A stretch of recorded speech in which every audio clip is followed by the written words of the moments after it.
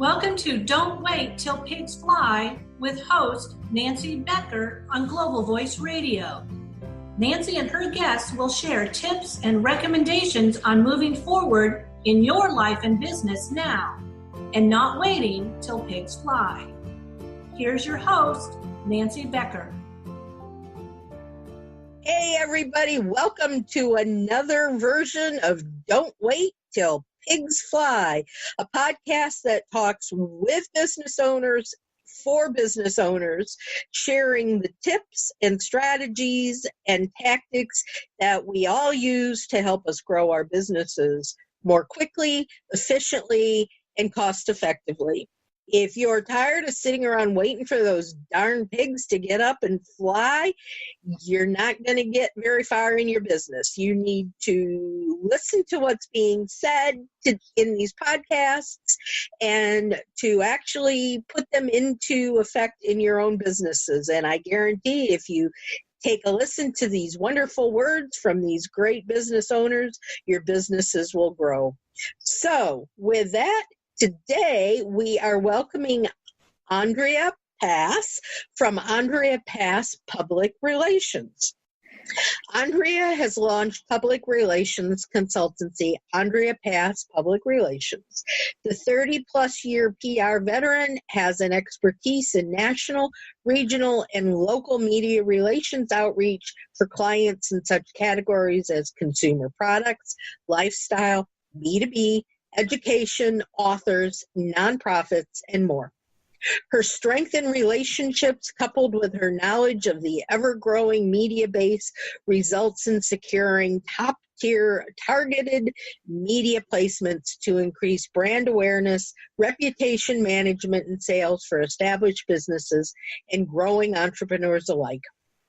She uses a public relations model to secure coverage clients in media outlets from NBC Today, ABC 2020, MSNBC Your Business, ABC Good Morning America, Wendy Williams Show, Steve Harvey, Ellen, Hallmark, Home and Family, FNC, Fox and Friends, to the New York Times, Wall Street Journal, and Associated Press, as well as targeted trade and individual market press.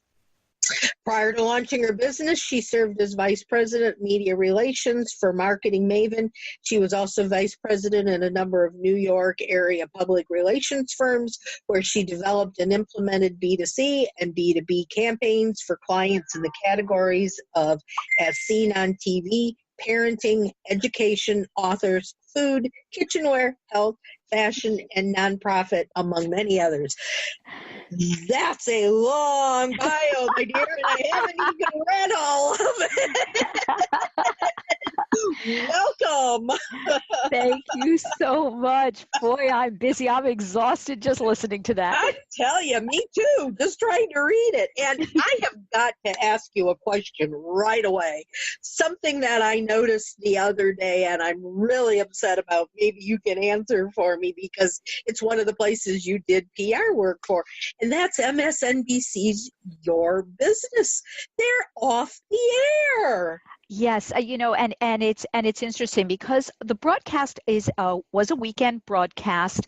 JJ Ramberg, fabulous journalist who focuses on small business and the growth of small business. The show was a sponsored show on MSNBC, and therefore if the sponsorship had dropped, which I am not aware of exactly what had happened, then therefore the show isn't bringing in the advertising dollars, doesn't have the sponsorship.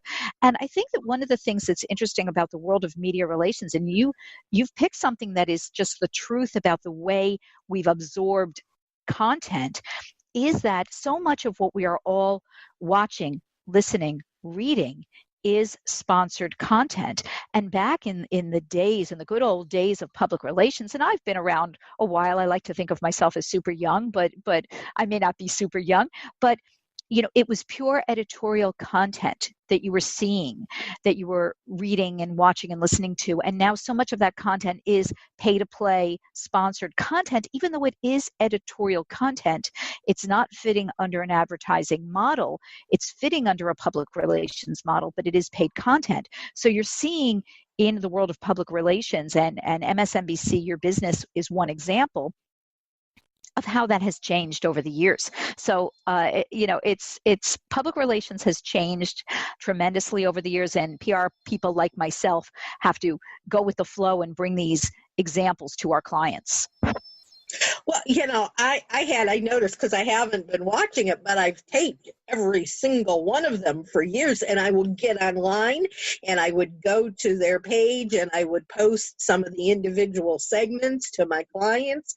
And I went to watch it the other night, and my taping stopped as of the end of December. And I went, what the heck went on? So, of course, I'm Googling it, and I see the only thing that's there anymore is their farewell. And I'm going, I love this show. Why am I taking it up? But that brings to question to mind for me is, as a consultant or as someone who is trying to reach other people with information, we're all so busy. This was a half an hour show once a week, not a big deal, and you could tape it and watch it at your own leisure, It, obviously, as you're saying, the sponsorship went down on it. What can we as business people do in place of something like that? And it's definitely an interesting question, because of the fact that companies, some have a marketing budget, an advertising, marketing, PR budget that they know, okay, they're starting 2019, this is the budget they have. Others haven't deeply dove into the area of saying, okay, what monies do I have to put aside for these kind of things? So it's really a question of, and especially, most of my clients are entrepreneurial clients.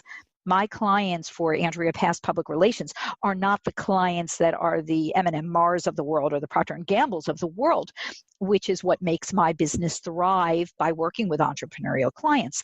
So to have that in your budget and to say, okay, I want to sponsor a TV show, or I want to do a pay-to-play segment on a TV show, there's no guarantee on the results you're going to get.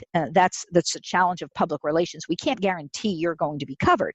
If we do purchase a pay-to-play segment, yes, we can guarantee you'll be on that, but we can't guarantee what will the results be. Will someone go to your website and purchase your product or hire you for your services? So it is that challenge, because the world of public relations tends to be an unknown a little bit, and shows like that offer great insight. And certainly what's important for shows like Your Business or other shows that might have that sponsorship content or paid content, and the clients I had gotten on that show with JJ Ramberg were purely editorial. We did not pay to be on that show. There was someone sponsoring the show. We were editorial content within the show. But the benefit is that with any interview that you conduct, especially for a generalist topic, a product, a service, an entrepreneurial story, that can be reused over and over again on your social media for your company. So whereas you might have had a client on a show that is now defunct, you, as the public relations person or consultant, marketing consultant, can recommend to your clients, repost. Put it up there every 9 months, every 6 months. You can repost it because the content within that show, even though the show doesn't exist, your content for the most part is evergreen. So I work with clients that aren't necessarily targeted to a specific event. So if you were doing something targeted only to Super Bowl, well, you are done until next year. So you're targeting specifically a conference, and your conference is once a year, then you're done till next year. So that's a little different. But if you find a way to create a story, and that's what a good public relations practitioner will work with the client on, then that story becomes evergreen, and you are able to use that media placement as part of your marketing and communications outreach year-round. Does the fact that a show like this gets canceled, does that mean in one way or another that people are no longer interested in hearing the entrepreneurial story, interested in seeing how businesses are growing and the different things they're doing? I don't think the cancellation of any kind of show or the closing of a newspaper or a magazine or what have you does indicate that people are not interested. I believe that people are getting their content from different sources. So whereas some people, and certainly I'm of the generation that I love a hard copy newspaper, I love a hard copy magazine. Do I also absorb content online? Yes. So I'm crossing over those two audiences and media environments. However, many people today are looking for the content online, so they're finding that same content. So right now we're talking about a show targeting small businesses. There are many podcasts such as yourself and many other video content, blogs, online news outlets that are covering the small business realm. So I think that whereas one door closes, another door opens, especially in the world of media relations and public relations, and being able to have your clients get awareness by editorial coverage on those media outlets. So I don't think it means it doesn't interest an audience anymore. It's just that the audience wants to get their content from a different environment, or the sponsor didn't have the budget to continue and they didn't find another sponsor, or the network, in this case MSNBC, needed to sell that space to somebody else who was going to offer more money for that space. I was just going to say, give them more money. It's really the nature of the beast, and I have certain people and certain clients that I will recommend pay-to-play segments. So for instance, for small businesses and entrepreneurs that are listening to your show, there are opportunities to pay to have your product go down the table. So when you're watching your local Good Day whatever show, Good Day Philadelphia, Good Day LA, Good Day New York, many times the guest, the lifestyle expert who's going down the table with a series of products, those product companies have paid for that opportunity to be included down the table. Therefore, they have the segment to use over again. They are reaching a targeted audience that would be interested in their product, and they can reuse that segment again and again. So I think that there are opportunities in the public relations model to go ahead and recommend pay-to-play broadcast, pay-to-play online digital content. But I think that for working with an experienced public relations practitioner, that PR expert will recommend to you ways to secure non-paid editorial coverage to be able to increase your brand, work on your reputation, increase sales, whatever it is that your goal is. In public relations, an experienced person will be able to get that to happen for you, your company, your service, your product. Okay. And that's actually a beautiful segue into what I want to talk about now. I know that for a lot of the people listening to my podcast, very small businesses, and if they have any concept at all of what PR is, it's, I write a press release and I send it out to my local newspaper so they'll put in an article about my business. That's all they understand about what it is. Tell us what a offline, what is it that you call it, a traditional public relations company does for the small business? It's a great question, and it's important for small businesses and entrepreneurs to understand that public relations is to secure editorial content for your business, your product, your service, first and foremost, using media outlets to do so. So in traditional, and I consider traditional public relations to be traditional press, including newspapers, daily and weekly, magazines, both trade and consumer, television, radio, podcasts, and online media. And by online media that I consider in the traditional realm being online news outlets, blogs, podcasts, online video content, both shows that air online only, Facebook Live shows, things like Cheddar, Bold, TikTok by Bloomberg, which is on Twitter. These are growing online video content produced shows that air the same day, the same time. So these are the traditional media outlets, and this is what is going to help you, Mr. or Mrs. Small Business Owner, entrepreneur, get the word out about what you're doing. So the old-fashioned days of writing a press kit and making a fancy schmancy, in the old days it was hard copy and you'd mail it out in a fancy folder. Now there are online press kits that with fancy video and fancy photos and what have you. They're all not necessary. If you have a story to tell, it's reaching out to the press and telling that story. That's what really matters. And I think that small businesses and entrepreneurs have to understand how to tell the story and how to get that word out. And that's what a public relations practitioner is going to bring to the table. The entrepreneur, small business owner, you're too close to it. You think that what you have is today's breaking news. Why didn't my publication or media outlet cover this today? It's urgent. It's breaking news. It's not breaking news. It is up to people like me to find out an angle to make it interesting, to make it tie in with what's happening in the world today. So I think that it's important to understand that it has to be in your mix, but writing a press release and sending a press release out is not going to get you coverage. It's working with someone that is going to do something old-fashioned, which is what I do. I pick up the phone. So I do a lot of press pitching, emailing. Okay, there are a lot of people that won't give you a phone number. There's no way you can reach a phone number. They don't want to talk to you.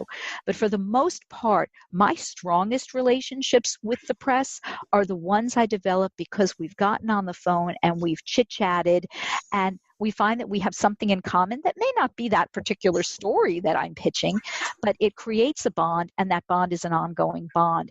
And for small businesses and entrepreneurs, getting that story out there needs massaging, it needs angles, it needs ongoing pitching the right way and not being a nuisance, leaving message after message, sending email after email.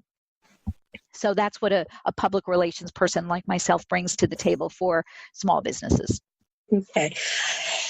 Sitting here thinking all of these different things that are bouncing through my head, and I'm going, oh, wow. The different things that we can do. So say, for instance, and I'm one of those people that would write a press release and send it out to all the local newspapers, when it's time for me to do my yearly conference, because I want people in the area that I'm having the conference in to know about it. So what are the types of topics that make sense for a small business to want to let people know? Sure, if you're in a town like me of 13,000 people, a brand new business opening that's going to support everybody in the community is a great topic, and probably the newspaper would pick up on it. But if I want to let them know that I'm offering a new mastermind program, that may not be, to the community in general, that may not be a big thing. What are some of the topics? And I think that, listen, each business is going to have different topics, but certainly the entrepreneurial angle, and I think there are so many opportunities for entrepreneurs and small businesses out there to want to learn about something such as a mastermind series and how they can attend that. But I think that it's more than event-driven marketing is different than day-to-day PR. So, for example, I have a client of mine that was just at the PGA Merchandise Show in Orlando. They had an inventors spotlight area where this group, which is the United Inventors Association, was having booths by inventors who wanted to reach out and secure potentially a company that would want to market their product. But what I did in turn was I secured the press list of the press attendees attending this particular conference. I then reached out to that entire press list, offering my client, the United Inventors Association, as a source for interviews prior to the convention, during the convention, and following the convention. Needless to say, my clients who were there for 2 days were back-to-back-to-back interviews because of the fact that I was constantly reaching out. I was booking the schedule for them, and we did nonstop interviews and nonstop press at the conference. So it was before, at, and following. That gave them great press that they are still able to use now. I have clients that are coming up on certain conventions. Again, the same thing. But to reach out to your audience, and your audience may not be your community of 13,000. Your audience could be people from across the country or across the world.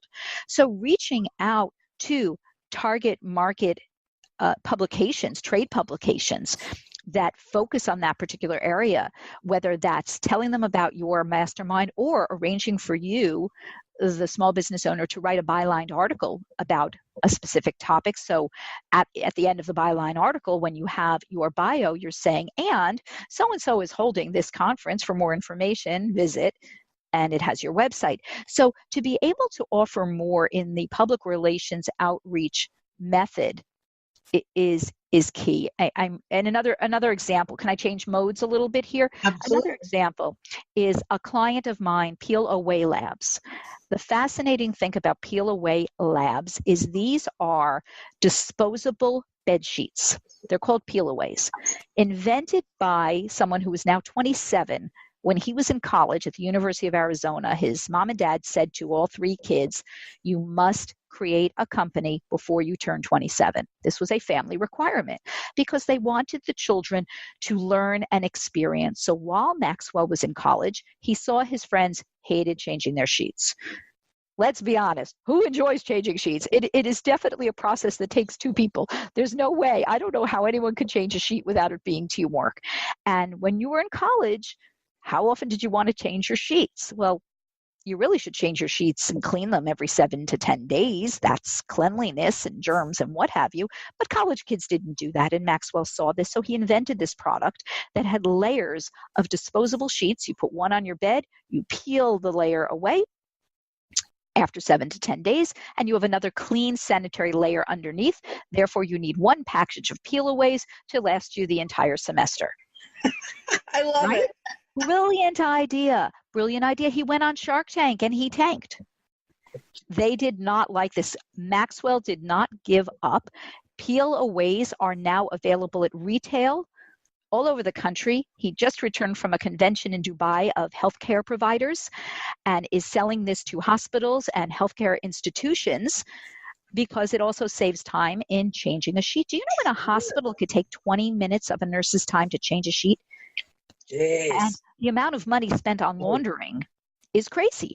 So here it is. We have this topic, and we want to get press coverage of this topic. And the way that we're doing that is by reaching out to the media two ways: product publicity, one way, and the entrepreneurial story of Maxwell and Peel-aways is the other way. So I had a feature on Maxwell in a story in a press outlet in New Jersey, where Peel Away Labs is based. The press outlet ran a fabulous feature. I had set up the interview. I provided images. I provided video content. The story comes out. Lo and behold, hospitals and healthcare facilities reached out to him. We read about you. Can we have a meeting? This might be a product that we need in our environment. So that's how public relations and a general story about a business can result in sales. So that's an example of you, listeners of your podcast, how they can have a product, have bloggers reviewing that product, linking back to you. So someone might say, oh, I saw Stour jewelry on Jen's blah, blah blog. And I went and ordered a piece from Stour.com because I saw it. We had a discount code, and now people are purchasing my product even more. That's what a public relations person like Andrea Pass PR does for a small business. Wow, that's an impressive story, and it makes me say, how much is it going to cost to hire you? I need you. And that's a very interesting question, because as I went into business for myself on June 1st of 2018. So I'm not a youngster, but I am a new entrepreneur, and I'm loving the entrepreneurial life. And I think that as an entrepreneur, you have to realize in budgets what's going to work for a client and what budget you're willing to accept from a client. And I think that there's a challenge in that, so that you are not kind of lowballing yourself so that you're not making an income. But you also have to be realistic in what a client's budget might be to be able to work with that client. And I've had situations where I have a decent sized monthly retainer. And for me, for Andrea Pass Public Relations, I work on a monthly retainer basis for a minimum of 6 months. There are other PR practitioners that will take a 2-week project. You can't achieve anything in 2 weeks. No. So therefore, they are misrepresenting themselves, in my opinion, to the client, because you're not going to have results that fast. It takes time to write the pitch, make sure you have all of the information handy, and then do the outreach to the press, get the results, book the interview, have the interview appears. So that process could easily take a month, 2 months, 3 months, depending on the topic and the client. So I think it's very important for small businesses to realize there's a time element involved in effective public relations, and they have to realize what's in their budget to be able to get the word out. And it's not the kind of thing that someone can say, oh, okay, I have $400. What can you do for me? Get an intern.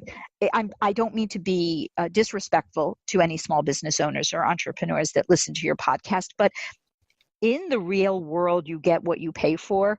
So if you're looking for quality press coverage, things that you can use to grow your business and your brand, then you're going to want to work with a public relations executive who knows what they're doing, knows how to reach the press, and knows how to get results, and instruct you on the best way to then use those results. Yeah. So in my case, I don't do social media.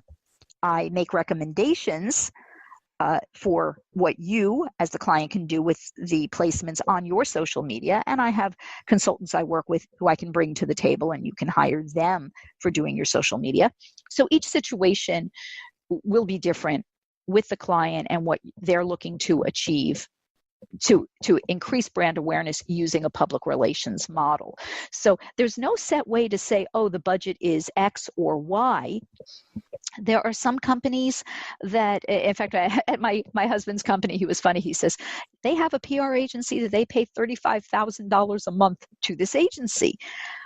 I said, okay, I can't quite understand what that agency is doing because I haven't read about your company in the press, but there are other things that agency might be doing in creating strategies and spending a lot of time on creating documents and presentations and what have you. That's not what I do. I like to jump in the deep end. I start working with my clients. When they hire Andrea Pass Public Relations, I dive in the deep end and I start getting awareness immediately of their product, service, business, etc.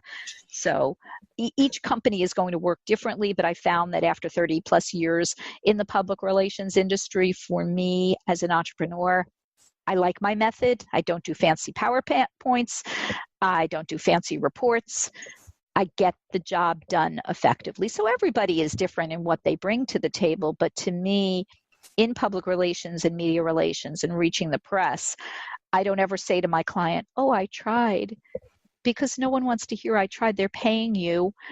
I say, this is what I'm working on and this is what I have so far. And this isn't going to happen. If one more person says to me, oh, get us on the Ellen DeGeneres show. Yes, getting on the Ellen DeGeneres show, you have to be a celebrity. If you'd like to be on the Ellen DeGeneres show any other way, you are going to easily spend close to $1 million to do a promotional package. So that's important to note on how you're working with that particular media outlet. So each situation is going to be different, but certainly in the olden days, it was Oprah. Now it's Ellen. Oh, get me in the Wall Street Journal. Okay, what do you have that warrants being in the Wall Street Journal? And we need to work on that particular angle. So it's it all depends on the client and what the client is bringing to the table. Are there a minimum number of things that I mean, if I were to call you up after this and say, You know, Andrea, I really love everything you said on this podcast. What would be a baseline bottom that you would charge for those 6 months, and what could you do for me?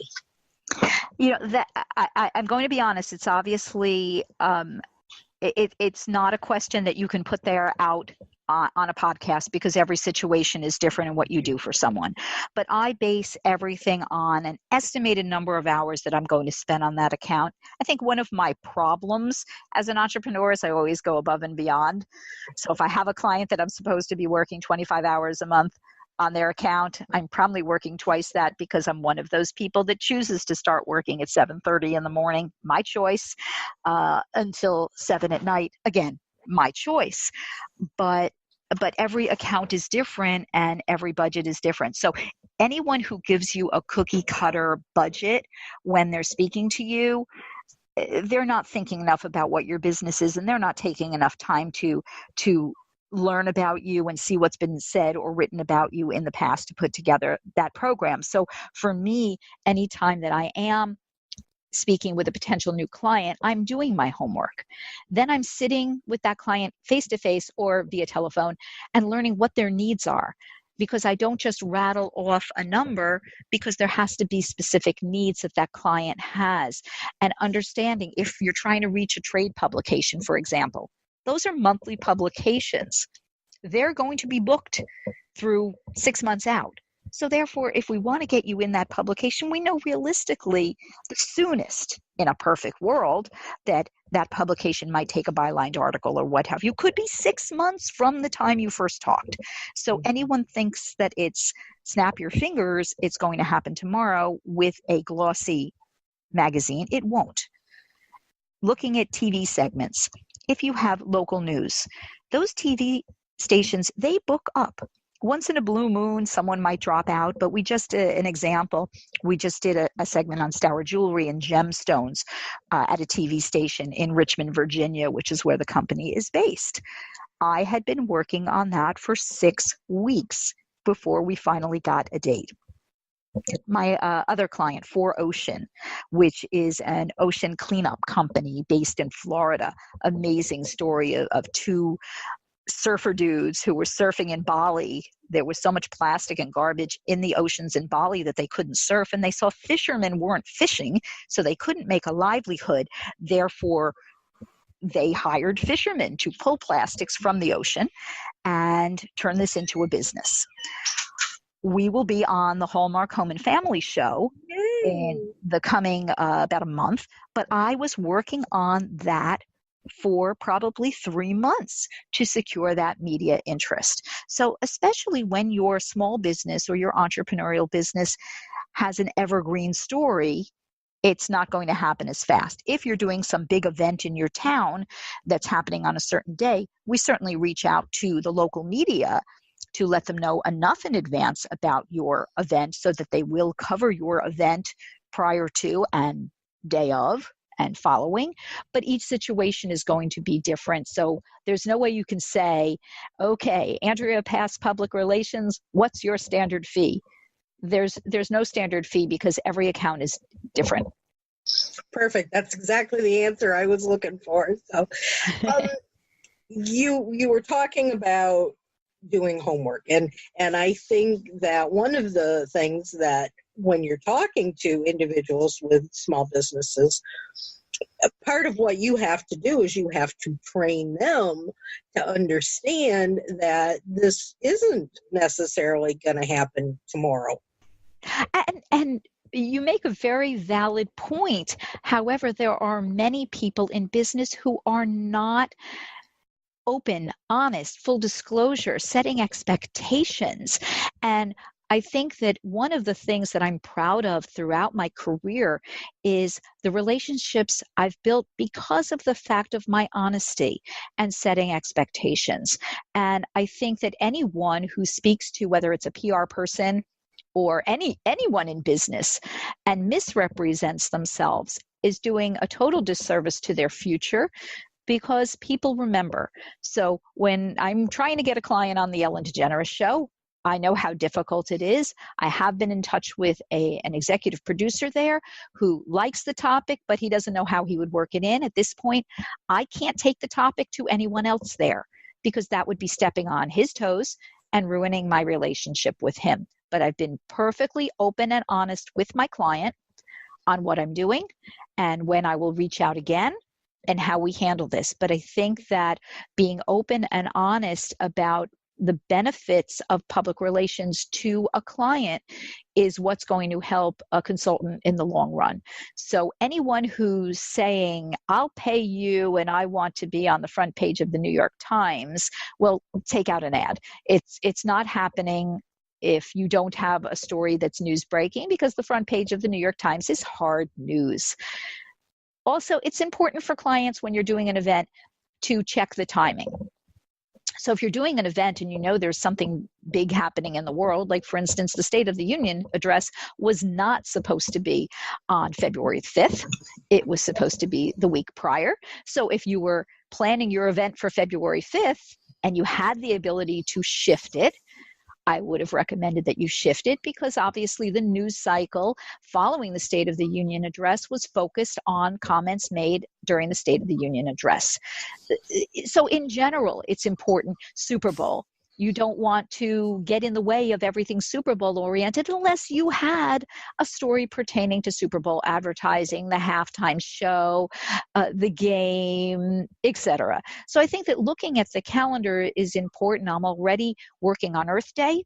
It's an important day for 4Ocean and cleaning our oceans, but it doesn't mean that the world comes and goes and ends only because of Earth Day. Our story is evergreen. So I think that you as a small business owner need to understand what is newsworthy about what you're doing and how can you make that story larger, because there are so many media outlets to reach. So you may not know one today and you learn it tomorrow.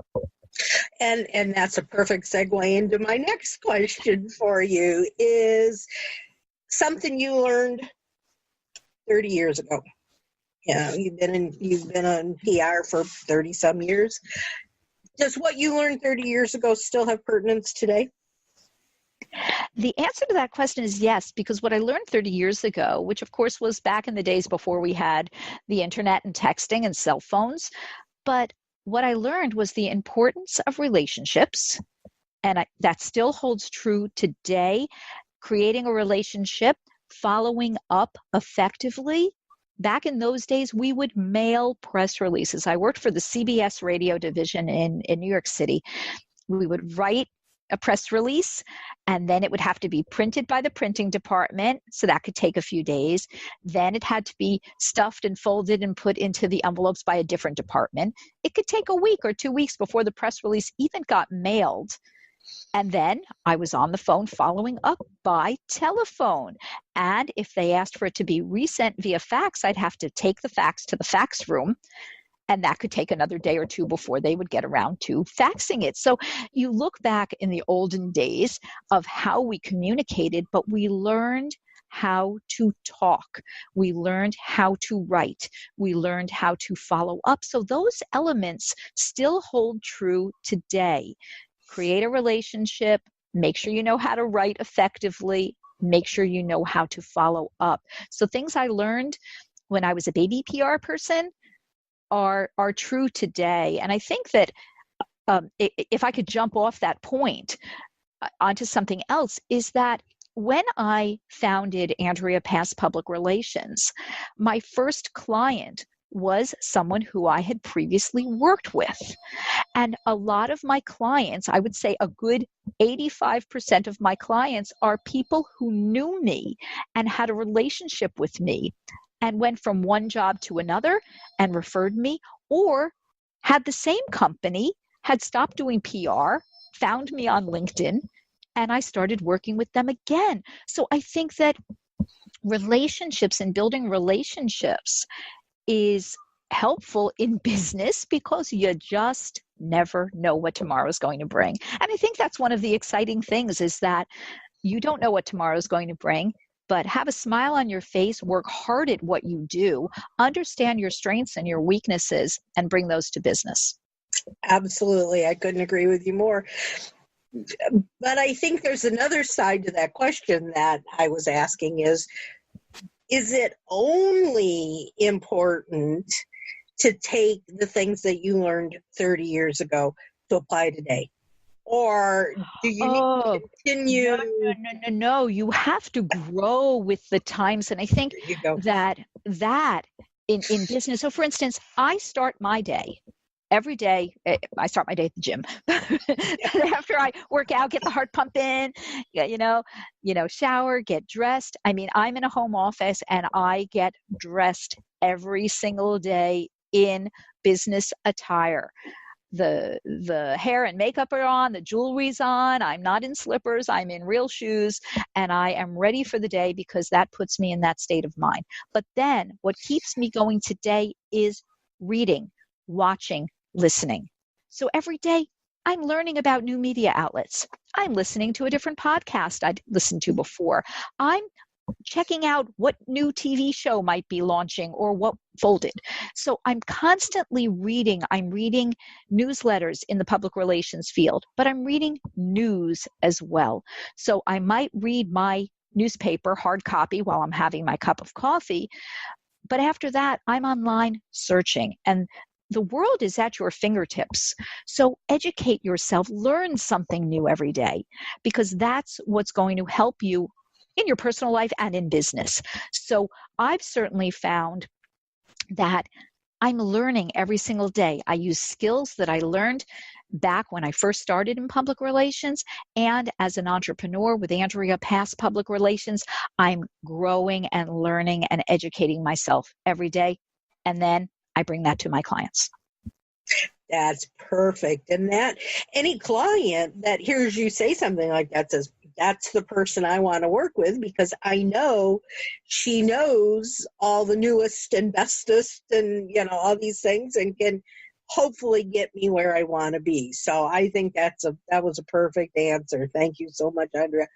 And with that, guys, we are coming to the end of our time. Is there anything that we didn't talk about today that you would like to bring to my listeners? I'd like to thank you, first and foremost, for having me as your guest. It's been a delight and certainly wonderful to get to know you. And I know you and I will be in touch long after this podcast, which is wonderful. And I think that I say to your listeners, have public relations in your marketing mix. Media relations and outreach to the press is an important element to increase your product, brand, name, service. So make sure that that element is in your plans as you grow your business. And if you would like to speak to me, you can certainly visit my website, AndreaPassPR.com. Check me out on Facebook. My Facebook page is Andrea Pass Public Relations. Send me a private message and reach out. I'm on LinkedIn, Andrea Pass. So reach out to me because I have tips for you. I have directions for you. But make sure you're networking. Make sure you're joining networking groups. Make sure you are reading and educating yourself every day, and have your wish list. I always say to clients when I first start out with them, if you could be in any press, any media, give me your top 10. And they're stalling. And I said, but don't tell me Wall Street Journal and Ellen DeGeneres. Realistically, what are your top 10? And I've gotten very interesting feedback from those clients, many of which want to be in trade publications to reach their target audiences. Mm-hmm. So my last words to your audience, think about what's going to help you grow your business, use a public relations model, and use an expert in the area of public relations. So if it's Andrea Pass Public Relations, hey, that's great. I'd love to work with you. If it's another PR firm, fabulous, but have PR in your marketing mix. Wonderful. Thank you so much, Andrea. Guys, if you have any questions, she gave you all the different ways of getting in touch with her. You can also ask your questions right here on the podcast. Put your questions in down at the bottom. And like and subscribe to Don't Wait Till Pigs Fly. This was a wonderful interview today. I certainly got a whole lot of information that I'm going to have to sit and turn around in my brain to see how I can get it to work for me and for my business. And I highly advise you guys to think about it too. Every week we air on Thursdays at 5 p.m. on Spreaker. And we have wonderful speakers every single week with lots of great content and ideas for you. If you'd like to hear somebody specific, or if you have a topic that you would like to hear more about, let me know. Send me an email to nancy@don'twaittillpigsfly.com. And until next time, we will say, soar higher, don't sit and wait for those darn pigs to fly, and have a great week. Thank y'all. Talk to you soon. Bye-bye. Thank you for listening to Don't Wait Till Pigs Fly with host Nancy Becker. Join Nancy every Thursday at 5 p.m. Eastern on Global Voice Radio.